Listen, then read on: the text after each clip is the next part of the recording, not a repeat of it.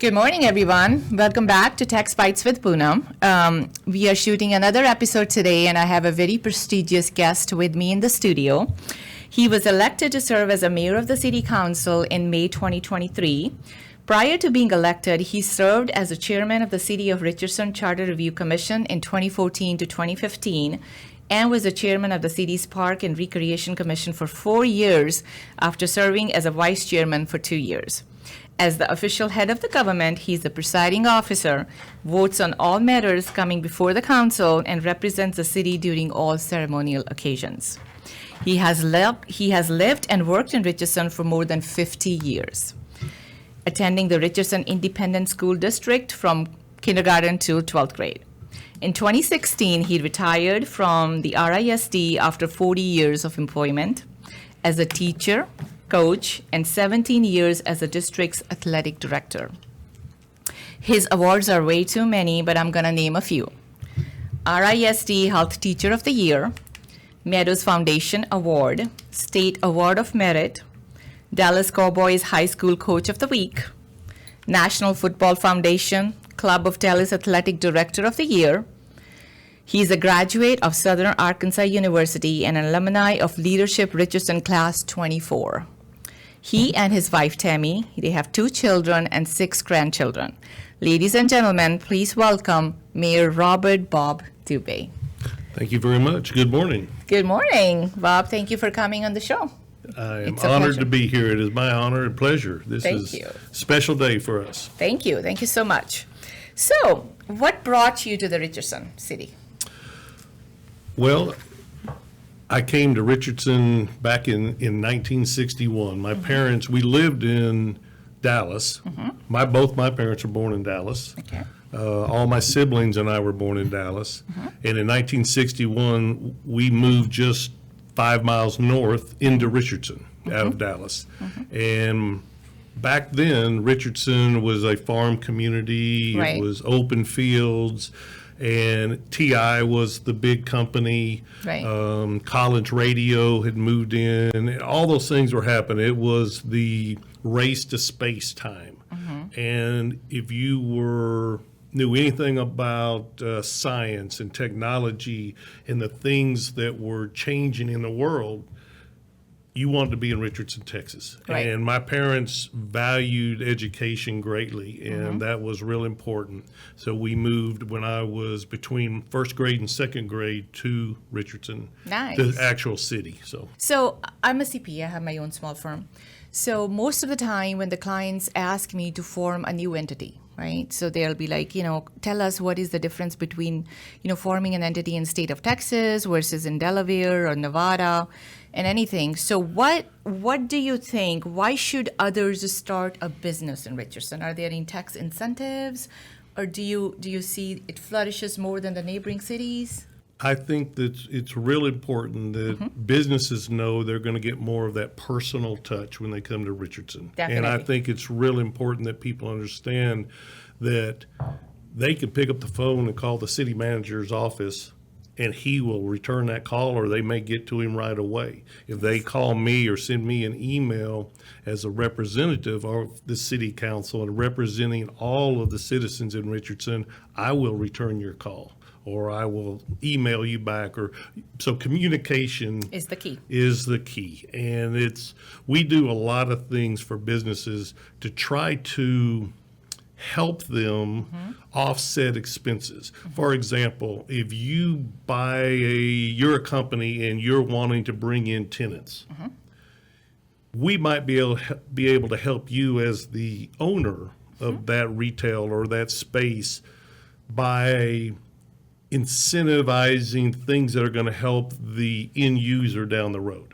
Okay. For example, if we know that you might need to put a grease trap in, or you need some other type of utility that's very expensive, we may find a way to help you, knowing that it's not just going to help the first customer that you have in there, but down the road, it's going to be an amenity that everybody needs. And so let's offset something that'll keep companies there. That's keep nice. People in there. That's so we very try to focus on things that benefit the end user all the way down the road. That's nice. That's very good. Because that was my third question. So we'll Okay, come so to that. I already answered that. Yes. Then. Okay, well, Yes, but we'll add to it a little bit. And I can vouch for the communication being the key, because when I reached out to you, I was hesitant to sending you an email. And I was like, I don't know if the mayor would, even respond. But thank you, you responded. That well, was you're very very nice. welcome, and I'm honored to do that. That is my job Right. as the mayor. Right. And the other thing that I think is real important about businesses is that we really work hard to connect businesses to businesses. Right, right. We do that in many, many ways because we partner with the Chamber of Commerce. Yes. We actually help fund the Chamber of Commerce. Okay. We also have economic development in-house. So what we do is do our best to connect people with like interests or like businesses, or that I can help you be successful, you help me be successful at the same time. Right. And we have lots of those businesses that are high tech, maybe their chips, their wafers, their communications, all those things are that tie together. And to be able to know that 2 doors down, Right. we have someone that can help us, and we can keep it all in the city, and it's Right. real important. We recently developed the IQ HQ, and I Yes. don't know if you're familiar with the I am a member. Innovative Quarter. Yes, I am. And are the business network meetings are being held there on Wednesdays in the mornings? We do have those meetings once a month periodically to showcase and do that. Then we also have what we call the PM Pints. We Okay. do that once a month. Okay. And what that is we bring in businesses or whoever that and do like a fireside chat. Yes.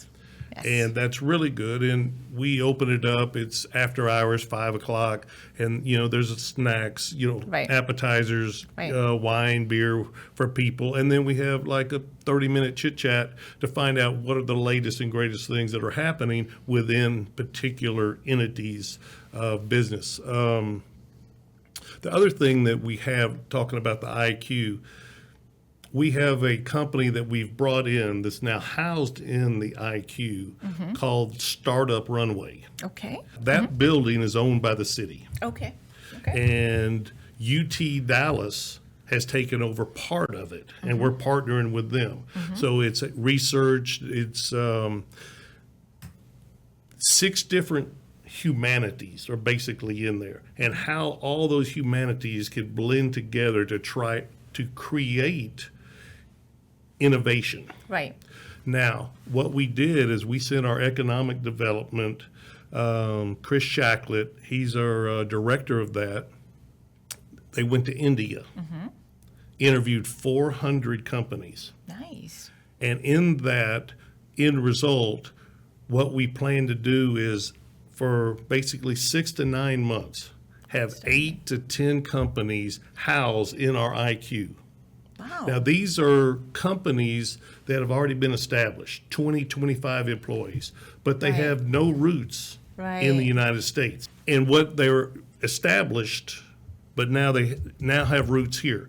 And so what we do is we give them, in essence, a free place to start up. So for 8 months or so, 9 months, and then we push them out of the nest, so to speak.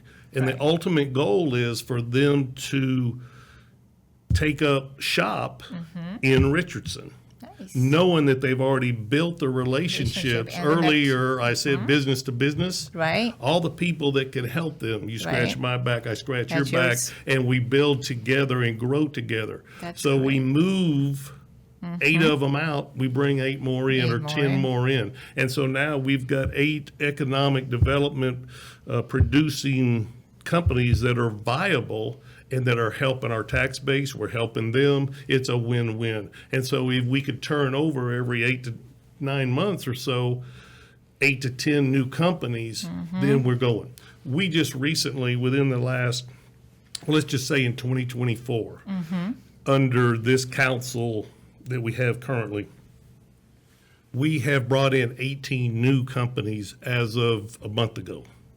Wow. And those 18 new, and that's not counting the startup runway. Right. So we have 18 new companies, and those companies are all different types. But it's about 1,600 new employees. Wow. And that's important because Yes. we want this to be a destination. We want it to really work. Yes. And so in the IQ, I'll throw this last little bit out and let you get to that next question, but we are partnered with Verizon and AT&T. Okay. And with that came about a $45 million grant from the state of Texas, and they're working on some really special projects. And so with that type of investment from the state, that is really important. And a lot of people don't realize it, but Richardson, Texas is the North Texas international business capital of Texas. And we are very diverse, which I think is really our key, our secret Definitely. sauce, so to speak, that keeps Definitely. us rolling. You know, we were the very first North Texas city to have a Chinatown. We were the very first North Texas city to have a mosque. Back in the mid-late 60s, the mosque came in. So we have diversity, and we welcome diversity, and we really believe that that is what keeps us balanced through the highs and the lows, because we're able to, when the economy crashes a little bit, we're really staying pretty Stable. level and stable because we're so diverse, Right. and we're able to, plug Right. in a little bit everywhere. Right. That's a fantastic idea. I think more neighboring cities should do that. I really like that idea. I loved it. Well, thank Yeah. you. Yeah. So I think we talked about it, but I'll touch base a little bit. So this was my next question, was about the local residential and commercial real estate, right? Yes. So I know it has the most, lowest and affordable housing market. So if one has to buy investment properties, because that's what I see my clients buying in Richardson most of the time. I have a client who has about 15 to 20 investment properties in Richardson, and he keeps coming back to Richardson. What measures is the city taking for these local investors? I know you Okay. mentioned a little bit before as well. Well, we have one program. If you're going to buy residential, we have the home incentive program, and that is a program that was started back in 2007. I know Okay. it's 2007. Okay. Since then, we've had over 500 residents or real estate investors take advantage of it. And basically what it means is you go in and you rehabilitate and you improve the value of that home. Nice. On the tax roll, that house went from, say, a $300,000 home to a $500,000 Yes. home. Yes. Okay, that's a pretty big hit tax-wise Right. if you own it.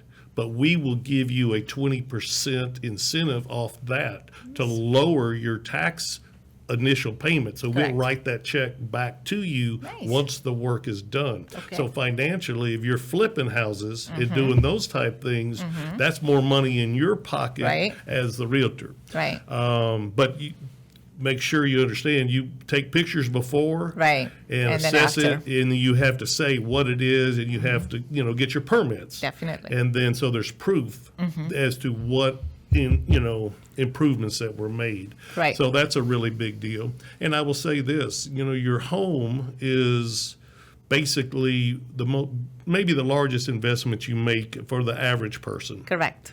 If you're a senior citizen in Richardson, we have, of course, you have to be, 60 and up, or 65-ish, yeah. 65. Right. You get what we do is we freeze your tax rate. So you're frozen at 65. And then in addition to that, we give you a tax deduction. Right. And right now, we just raised it to $145,000. So if you're 65 or older, what that means is if your house is valued at $400,000, you only have to pay taxes on $355,000. Right. So, $355,000. Okay. And so that helps It helps. offset some of the expenses. Right. And so we are very sensitive to the fixed income individuals, as Right. well as trying to help the people that do want to get in the real estate business Right. and flip it Right. and go from there. Right. And so those are Nice. a couple of examples. Nice. And I do want to add a 2 cents of mine here. So, like you were saying about taking pictures before and after. So, if somebody is trying to do that, I think that comes under the cost seg study as well. So, they can take the depreciation if they're putting all that fixtures and everything in there. So, 100%. Yes. 100%. Definitely. Yes. Now we're talking about diversity, like you touched upon earlier. So I have seen cultural diversity grow. I have worked in Richardson for 8 years with my previous employer, and now me being my office here in Richardson. So many cultures feel welcomed here. They feel safe. I have seen lots of my own friends moving offices from neighboring cities to Richardson. I've seen them coming here for the last couple of years. So I'm sure Richardson benefits from this change, like you were saying, balancing it out. 100%. And we don't just talk about it. We have stepped up, and I really believe we are engaged with all diversity. We just this council, since I became the mayor, we have a new commission that's called the Inclusion and Engagement Commission. And matter of fact, the North Texas Commission awarded this city council recently Fantastic. for this diverse and belief and opportunity to engage and get the people engaged as where they feel welcome, where they want to be heard, and they want us to actually celebrate with them. Right. And that's what we're doing. And so that was a huge award for us, but we didn't put the commission in place to get an award. We want everyone to feel welcome and to feel like they have a voice. And so we do have that in place, and I think that really, truly makes a difference. And I mentioned some of the other cultural things that we're doing Yes. Yes. on a daily basis. So, Yes. Yes. Okay. So, last question. okay. So, what about we'll see you again for the mayor in the upcoming session? Well, thank you for bringing that up. Absolutely. I never thought that I would get into politics, and I really don't consider myself a politician. I'd like to say I'm a statesman. And what's at stake here Right. is the city of Richardson. Right. And having grown up in the city, I love the city. My kids live in the city. I have grandkids in the city. It's a personal thing for me. Yes. And I am the very first mayor of the city of Richardson that grew up in the city. Everybody else has been Shifted from somewhere else. transplants, or they decide, that's a great city, which Right. it is and always has been. Right. But I think what's important for the citizens to remember, they may or may not agree with everything I do or what this council does. They're not always my ideas. It's a team effort. That's working, 100%. And my biggest goal is to be a person that can get a consensus and pull that together. I like to believe and say that I am a really good listener, You are? as opposed to being a dictator or someone that's going to tell everybody what we're going to do. Right. And I think that methodology has proven to be the best direction to go because we are so diverse. Right. I don't need to pretend that I know everything. Right. But I think what people need to know is, A, I'm loyal to this city. And I've proven that because I've lived here since 1961. That's a Definitely. long time. Long time. I had the same job with the Richardson Independent School District as a servant leader there for over right at 40 years. Yes. I think that says a lot. A lot. Just celebrated my 50th wedding anniversary with the same lady. Oh, okay. Congratulations. And I say that is because it's hard work. Right.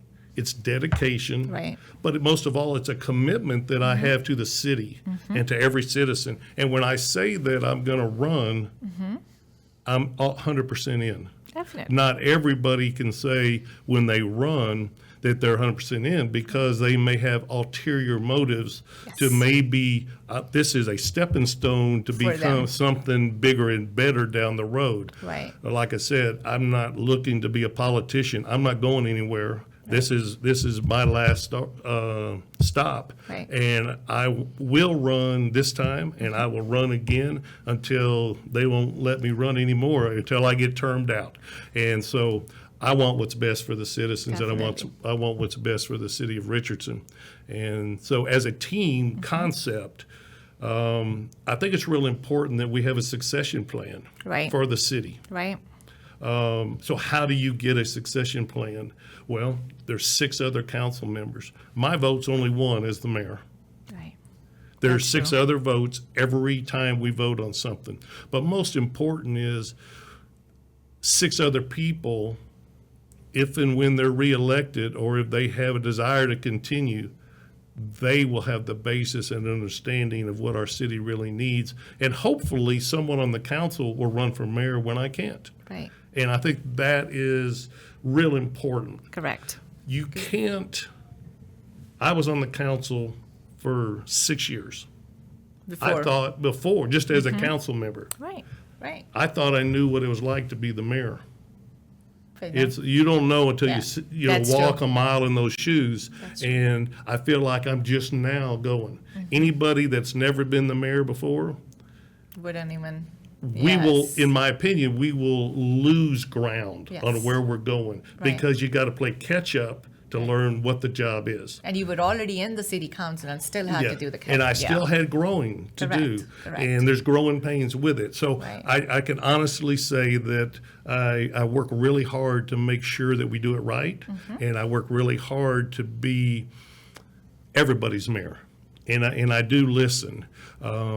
We may not always agree, but I do listen. So that's real important. We wish you the best. Thank you so much. And appreciate thank you. it. It was a pleasure having you. Thank Always you so my much. pleasure. Thank you very much. Okay, welcome back, everyone. So that was Bob Dubé. We had a great interview session, and he was great. I think I loved interviewing him, and I loved listening to what he had to say. Okay, so today I was thinking what to talk, because right now we are in November, so we are almost hitting the tax season next year in January, and it's so close. And I was like, this October just went by, and then all of a sudden it's November, and I'm already doing tax planning, I'm already doing projections.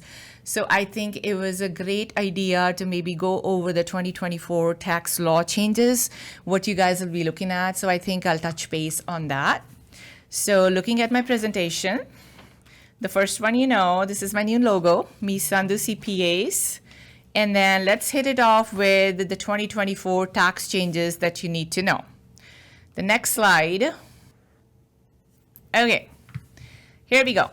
So what is the first and the foremost thing that my clients always ask me? Because, since the 2017 Tax Cut and Jobs Act, not many people are able to itemize. So we are looking at the standard deduction most of the time. And I'm talking about the personal 1040s.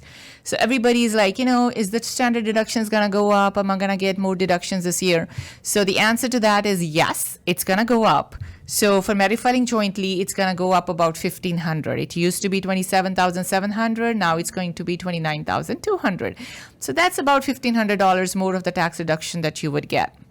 Being a single and head of the household, you would have a minimum rise of about $750 and $1,100. I think that's great, because most of the people, like I said, end up standard deduction. So it's going to make a little bit of a difference in your tax bracket.